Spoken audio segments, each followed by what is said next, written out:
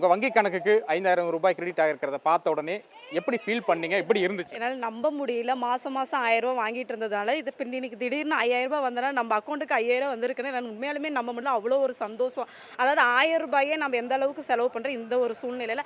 5000 வந்தனால இந்த ஒரு மாசத்துக்கே நல்லா யூஸ்ஃபுல்லா இருக்கும்னு நான் நினைக்கிறேன் நானு. இப்போ இன்னும் இந்த தொகையை 2000 ரூபாயாக உயர்த்தி வழங்கப்படும்னு முதலமைச்சர் அறிவிச்சிருக்காரு. அது எப்படி இருக்கு உங்களுக்கு? அது இன்னும் எங்களுக்கு சந்தோஷமா ரூ. 1000ங்கும்போது அது இன்னும் ஒரு பெரிய சந்தோஷம். இந்த காலகட்டத்தில வருமானம் ரொம்ப இதா இருக்கனால, அந்த ரூ. 1000 பெரிய உதவியா இருந்தது. ரூ. 2000ங்கும்போது இன்னும் நம்மளுக்கு அது இன்னும் ரொம்ப மகிழ்ச்சியா இருக்குதுன்னு வச்சுக்கோங்களேன். என்னென்ன மாதிரி செலவுகளுக்கெல்லாம் பயன்படுத்தி? இதெல்லாம் ஸ்கூலுக்கு நம்மளுக்கு யூஸ் ஆகுது. நம்மளுக்கு காய்கறி வாங்குறதுக்கு எல்லாத்துக்குமே இப்ப மெடிக்கலுக்கு எல்லாத்துக்குமே எல்லா ஒரு இதுக்குமே இது நம்மளுக்கு யூஸ் ஆகுது. ரூ. 1000ங்கும்போது இன்னும் ரூ. 2000ங்கும்போது இன்னும் நம்மளுக்கு சௌரியமா இருக்கும்னு வச்சுக்கோங்களேன். இந்த ரூ. 2000 வந்துச்சுன்னா.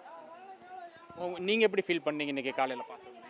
ரொம்ப அதிர்ச்சியாக தான் இருந்துச்சு. நான் எதிர்பார்க்கவே இல்ல. நியூஸ்லயும் எதுலயுமே காமிக்கல. திடீர்னு ஃபோன பார்த்தோனே, மெசேஜ பார்த்தோனே, என்னடா ரூ. 5000 வந்திருக்கே! எதுவுமே மெசேஜுமே இல்லையேன்னு ஒரு அதிர்ச்சியா தான் இருந்துச்சு.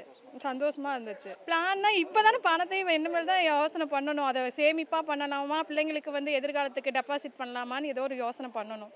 இப்ப ஏற்கனவே இந்த 1000 ரூபாயை எப்படியெல்லாம் பயன்படுத்திட்டு இருக்கீங்க? இன்னும் 2000 ரூபாய் கொடுக்கும்போது அதை எப்படி நீங்க பார்க்குறீங்க? ரூ. 1000 குடுத்தப்ப மளிகை சாமான் இந்த இதுக்கு யூஸ் ஆயிட்டு இருந்துச்சு.